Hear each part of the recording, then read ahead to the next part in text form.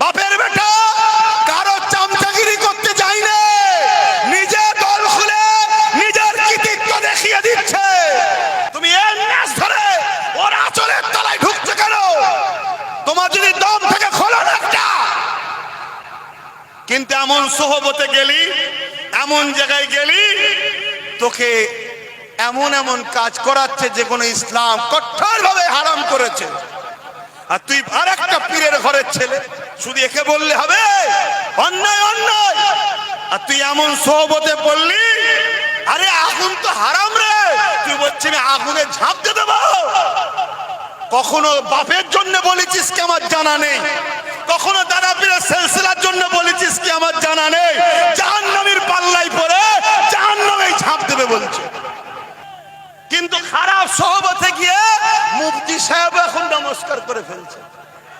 তাহলে ওই জায়গায় তুই গেলি কেন রে?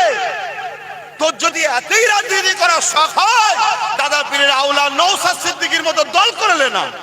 ওরকম দলকে তুমি ঝাঁটা মারো, যে দল তোমাকে টেনে নিয়ে গিয়ে আল্লাহ রাসূল থেকে দূরে নিয়ে গিয়ে জাহান্নামে নিয়ে যেতে চাইছে, সেই দলকে তালাক দেওয়া দরকার আছে না নাই?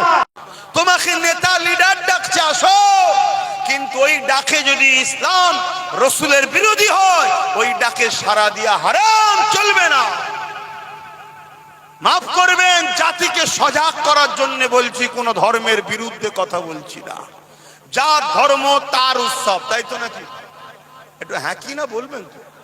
যার ধর্ম তার উৎসব, আমার ধর্ম আমার উৎসব, ঠিক তো নাকি? যেমন আমাদের সামনে কুরবানি আসছে, ঈদুল আজহা, ঈদুল ফিতর চলে গেছে, ঈদুল আজহা আসছে। ঈদুল আজহার উৎসবটা কি ধর্মকে বাদ দিয়ে না ধর্মের জন্য? জোরে বলো। তাহলে আমার আরো যারা ভাই আছে তাদেরও কিছু উৎসব আছে, তাদের উৎসব তাদের ধর্মের জন্য, তাই তো নাকি?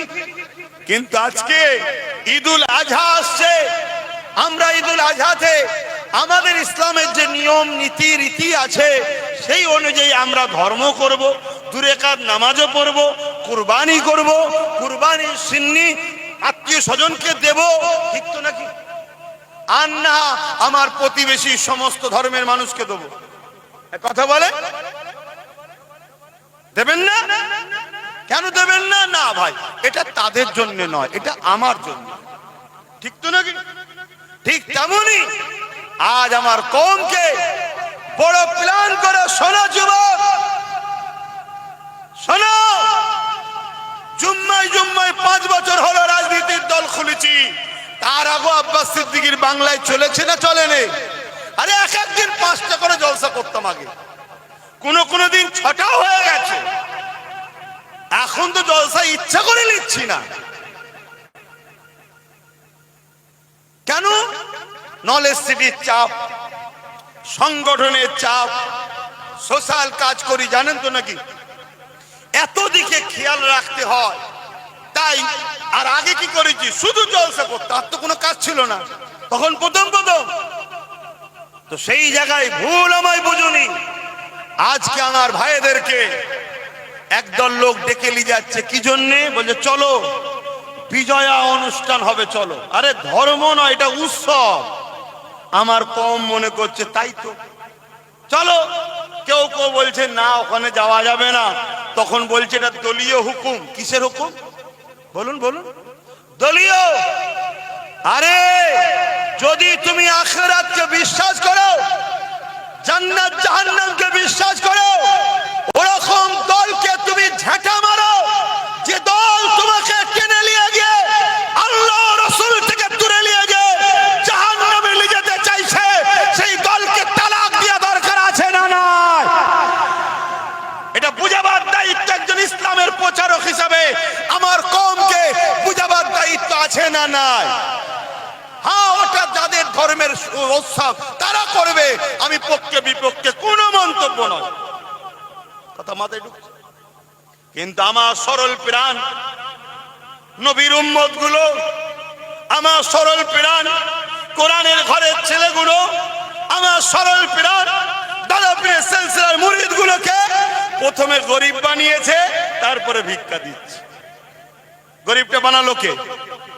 বলুন। প্রথমে গরিব বানিয়েছে, তারপরে ভিক্ষা দিচ্ছে। আর ভিক্ষা দিয়ে সেই নামে ডেকে নিয়ে গিয়ে আমাদেরকে বেঈমান ইসলাম থেকে বার করে দিবার পরিকল্পনা চলছে না চলেনি?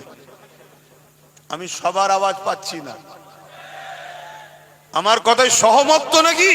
হাত তুলে সাক্ষী দাও, সহমত তো নাকি? আমি ভুল বোঝাচ্ছি না ঠিক বোঝাচ্ছি? তোমরা কি দুনিয়ার স্বার্থে আল্লাহ ছেড়ে দিতে চাইছো? তোমরা কি দুনিয়ার স্বার্থে নবী ছেড়ে দিতে চাইছো? তোমরা কি দুনিয়ার স্বার্থে জান্নাত ছেড়ে দিয়ে জাহান্নামে যেতে চাইছো? আজকে দলীয় স্লোগানের নামে স্লোগান দিচ্ছ কেন? মুসলমানের বেটা, ধর্ম যার যার, উৎসব সবার। এই স্লোগান আমাদের জন্য হালাল না হারাম? তাহলে এমন দল করতে যাচ্ছি যে দলের স্লোগান দিতে গিয়ে ঈমান চলে যাচ্ছে। তুমি তো সাধারণ ছেলে, কত ভালো ভালো ঘরের ছেলে, কত সমাজের বুকে নাম দাম আছে। কেমন মুফতি না মুফতি অত ডিফেন্সে যাচ্ছি না, কিন্তু কিছু লোক তো মানে মুফতি বলে, কিন্তু খারাপ সহবতে গিয়ে মুফতি সাহেব এখন নমস্কার করে ফেলছে। তাহলে ওই জায়গায় তুই গেলি কেন রে?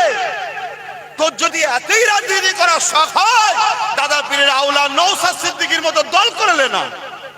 বাপের বেটা কারো চামচাগিরি করতে যায় না, নিজে দল খুলে নিজের কৃতিত্ব দেখিয়ে দিচ্ছে। তুমি এর ন্যাস ধরে ওর আঁচলের তলায় ঢুকছে কেন? তোমার যদি দম থেকে খোলো না একটা। কিন্তু এমন সোহবতে গেলি, এমন জায়গায় গেলি, তোকে এমন এমন কাজ করাচ্ছে যে কোনো ইসলাম কঠোর ভাবে হারাম করেছে। আর তুই আরেকটা পীরের ঘরের ছেলে, শুধু একে বললে হবে অন্যায় অন্যায়, আর তুই এমন সোহবতে পড়লি, আরে আগুন তো হারাম রে, তুই বলছিস আমি আগুনে ঝাঁপ দিয়ে দেবো। কখনো বাপের জন্য বলেছিস কি আমার জানা নেই? কখনো দাদা পীরের সিলসিলার জন্য বলেছিস কি আমার জানা নেই? জাহান্নামীর পাল্লায় পড়ে জাহান্নামেই ঝাঁপ দেবে বলছে।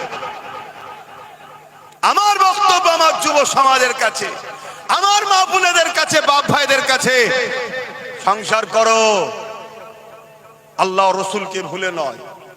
কারবার করো, যে কারবার তোমাকে আল্লাহ রসুল থেকে দূরে সরাবো, ওই কারবার বন্ধ করে দাও। তাতে দরকার হয় রোজা রাখো, পানি খেয়ে বেঁচে থাকো। শুনছো আমার ভাইয়েরা? দুনিয়ায় এক জায়গায় হয়েছি, জান্নাতে একসাথে থাকার আশা আছে না নাই? হাত তুলে সাক্ষী দাও, আসে না নয়? কারা বাবাজির সাথে ভাইয়ের সাথে জান্নাতে থাকার আশা রাখো? হাত তুলে দেখো। আল্লাহ আপনার কাছে আশা করছি আমাদেরকে কবুল করেন, বলুন আমিন। এই যে আশা করলাম, এতে আবার ফতোয়া হবে না তো? ওনার সাথে মিশলে জান্নাতি হয়ে, এটা বললাম, এই বললাম। আমরা আল্লাহর কাছে আশা করেছি, তাই তো নাকি? আল্লাহ আশা করতে নিষেধ করেছে? হ্যাঁ,